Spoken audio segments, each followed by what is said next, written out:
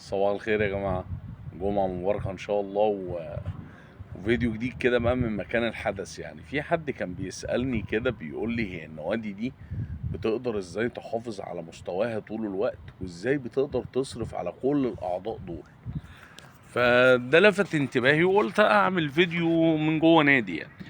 فاللي عايز اقوله لحضرتك ان النادي عامل زي فكرة الميديكال، التأمين بتاع التأمين الطبي والتأمين بتاع العربيات. هو قايم على الفكرة دي لكن مش زيهم. قايم على الفكرة دي من حيث ايه؟ قايم على الفكرة دي من حيث ان هو بيعتمد على الحسابات الاكتوارية والاحتمالات. اللي هو النادي مثلا لو الكباستي بتاعه 50,000 عضو، هل انت تعتقد ان هو يقدر بيعمل حسابه انه يصرف على 50,000 عضو؟ لا طبعا. هو بيبقى معتقد في اقصى حسابات ليه اللي هو في الويك اند اقصى عدد ممكن يدخل النادي مثلا 5,000 عضو من ال 50,000 عضو، 10,000 عضو. طب هل لو ال50,000 عضو بيدخلوا كل يوم هل النادي يقدر يصرف عليهم رغم ان هم بيدفعوا اشتراكات؟ لا طبعا. ولا يقدر يستحملهم، ولا يقدر يجدد وراهم كراسي، ولا يقدر يغسل وراهم حمامات، ولا يقدر يصلح وراهم بسينات، ولا يقدر يعمل اي حاجة. طب هو بيعتمد على ايه؟ بيعتمد على حاجة في منطقية، ان انا لو عندي 50,000 عضو، امر منطقي جدا ان عمر ما هيجيلي منهم ازيد من تلتهم مثلا. يعني مش هيجيله ازيد من 20,000 عضو، من 15,000 عضو.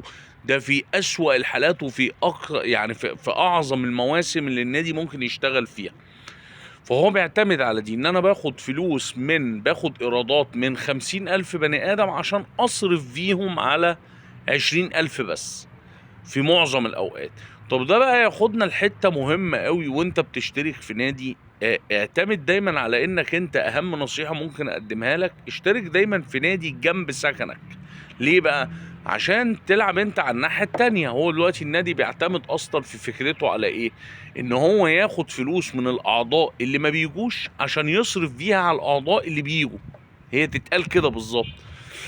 طيب انت بقى تعمل ايه؟ دايما النادي لو جنب بيتك اعرف ان هو انت هتستفيد منه وهتستغله 100%. طب ولو النادي بعيد عن بيتك، النادي هو اللي هيستغلك 100%. ليه بقى؟ لان هو لو جنب بيتك انت هتروحه كتير، فبالتالي انت هتستفيد بيه كتير لو قريب من السكن بتاعك. لكن لو بعيد انت مش هتروحه خالص.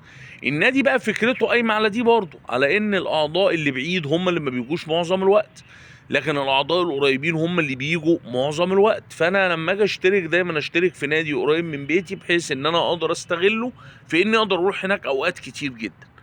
وهو ده زي ما قلنا فكرة النادي قايم على ايه وبيكسب من ايه بقى، بغض النظر عن انشطته وبغض النظر عن الرقم اللي هو بيكسبه. اهم معلومة تبقى عارفها ان النادي، اي نادي في الدنيا، ما يقدرش يحافظ على مستواه لو هو بيصرف على الكباستي الكامل بتاع عدد اعضائه. شكرا والسلام عليكم ورحمة الله وبركاته.